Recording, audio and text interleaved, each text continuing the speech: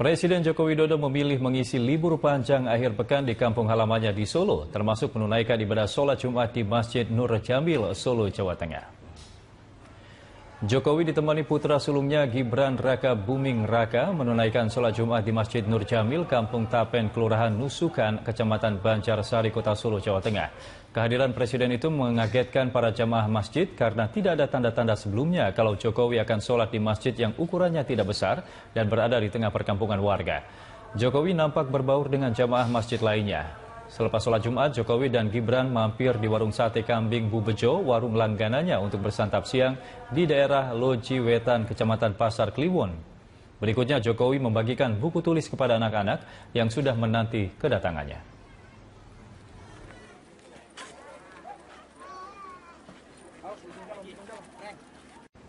Berita-berita nasional tentang upaya pembebasan sandera akan dibawakan oleh Priscila Dauhan. Priscila, silakan.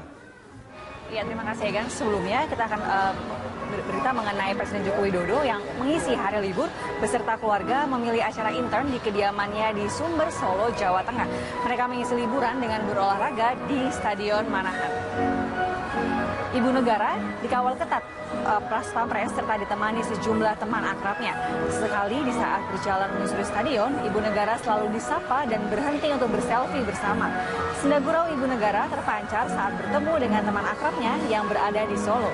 Ibu negara Eriana Joko Widodo tidak ditemani Presiden Jokowi dalam aktivitas ini. Presiden Joko Widodo memilih beristirahat di kediamannya di Jalan Kutai Sumber, Banjarsari. Setelah sholat Jumat, Presiden Jokowi berencana akan melakukan nyekar ke makam orang tuanya dan dilanjutkan meninjau pabrik kayunya yang terbakar beberapa waktu lalu.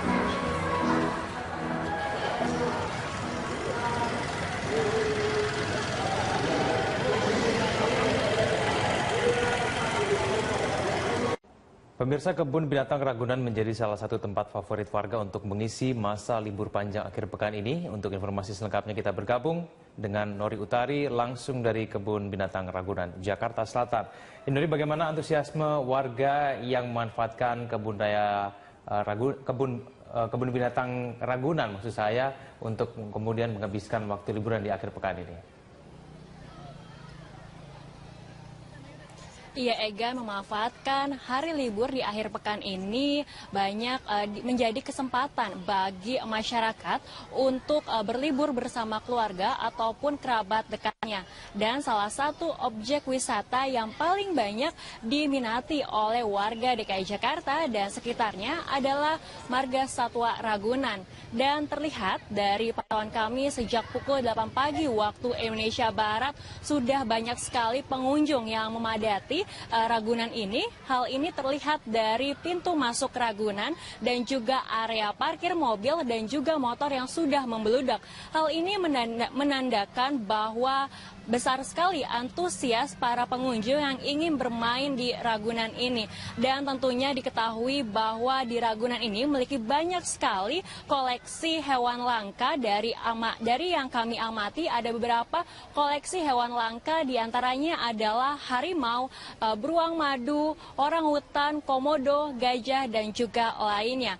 Dan juga mengingat Ragunan ini memiliki luas sekitar 147 hektar, maka dari pihak pengelola sudah menyediakan yaitu aplikasi Ragunan Zoo yang nantinya bisa didapatkan atau di-download di HP Android, yang sehingga bagi pengunjung yang bermain di Ragunan ini akan lebih mempermudah untuk mengetahui titik-titik lokasi hewan yang ingin mereka lihat ataupun ingin mengetahui di mana fasilitas yang disediakan oleh Ragunan. Selain itu juga mengingat luas sekali area dari Ragunan ini membuat masyarakat selain bisa melihat hewan-hewan langka juga menjadi kesempatan bagi pengunjung untuk bermain sepeda ataupun berpiknik dengan makan siang bersama keluarga dan kerabat dekatnya.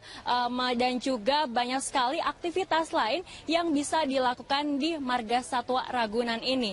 Dan informasi yang kami dapatkan dari petugas tempat bahwa di hari libur pekan ini terjadi lonjakan pengunjung, yaitu rata-rata perharinya jumlah pengunjung sekitar 30.000 hingga 40.000 pengunjung per harinya. Padahal di hari biasa hanya mencapai sekitar 20.000 pengunjung saja.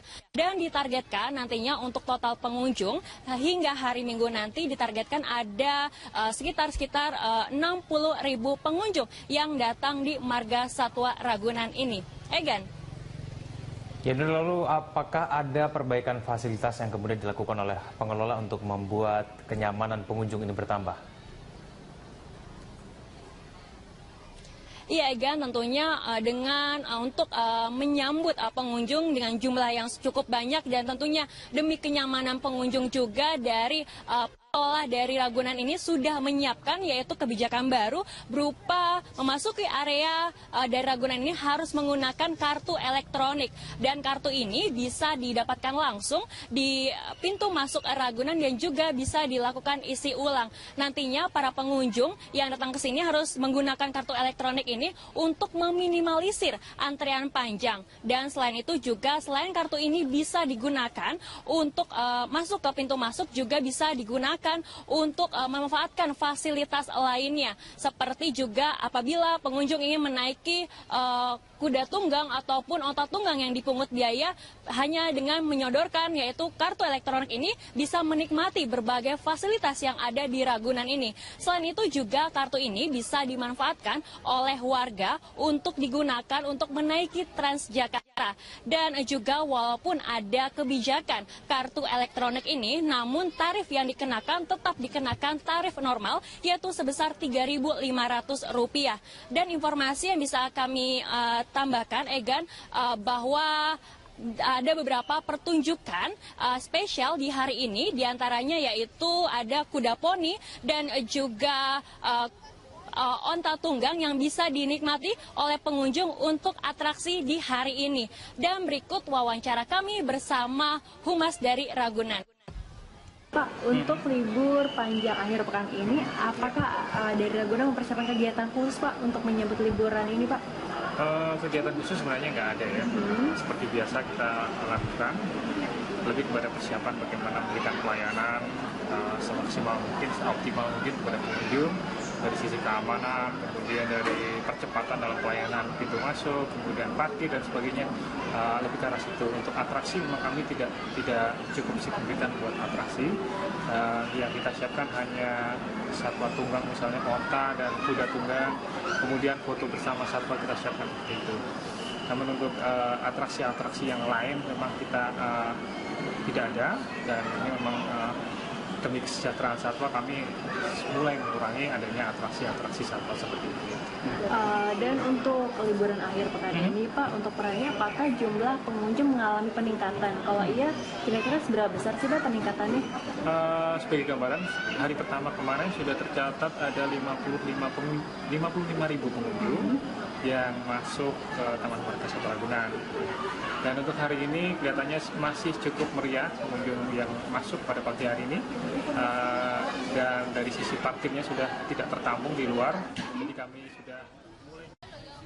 Iya Egan, selain objek wisata Marga Satwa Ragunan, ternyata Monumen Nasional di Jakarta juga diminati oleh warga DKI Jakarta dan juga sekitarnya. Hal ini terlihat dari antusias pengunjung yang sudah mencapai 8.500 pengunjung pada siang hari ini. Dan berikut liputan dari reporter kami Ibnu Haikal dan juru kamera Budi Manurung dari Monas, Jakarta. Jadi salah satu tempat wisata yang masih difavoritkan oleh warga Jakarta adalah Monumen Nasional. Tempat ini pada siang hari ini dipadati oleh 8.500 pengunjung lebih yang telah menikmati naik ke atas puncak Monas dan juga berpiknik di sekitar hamparan halaman Monas.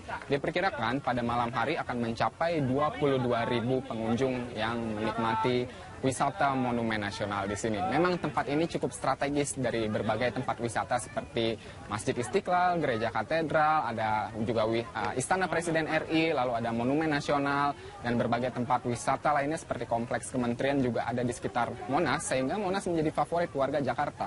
Selain itu harganya juga cukup murah, itu hanya perlu membayar Rp15.000 untuk dewasa dan Rp4.000 untuk anak-anak.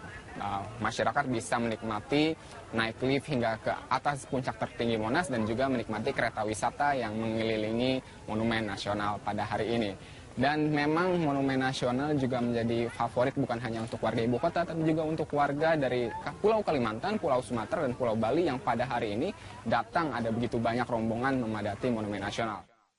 Ya, karena lebih murah, lebih dekat dari rumah, terus dijujuk di setiap kalangan ini orang masyarakat kecil kan, nanti di sini bisa foto-foto, bisa ini ngilangin nyenangin anak-anak lah, ngilangin stres. Nah, soalnya bawa anak, anak suka melihat Monas. Itu soalnya ada sejarahnya kan. Bagi Anda yang ingin menikmati Monumen Nasional secara maksimal, sebaiknya datang pagi-pagi sekali karena antriannya sudah cukup panjang dan mereka pun masih mengantri sekitar 2 km. Dan antriannya bisa mencapai setengah jam karena Monas memang masih menjadi wisata yang sangat difavoritkan oleh berbagai warga dari seluruh Indonesia. Untuk itu, datanglah sepagi mungkin dan jangan lupa juga membawa makanan karena di sini cukup jauh dari tempat akses makanan dan Anda bisa menikmati hamparan halaman Monas untuk piknik bersama keluarga Anda. Ibnu Haikal, Budiman Nurung, Berita 1, Jakarta.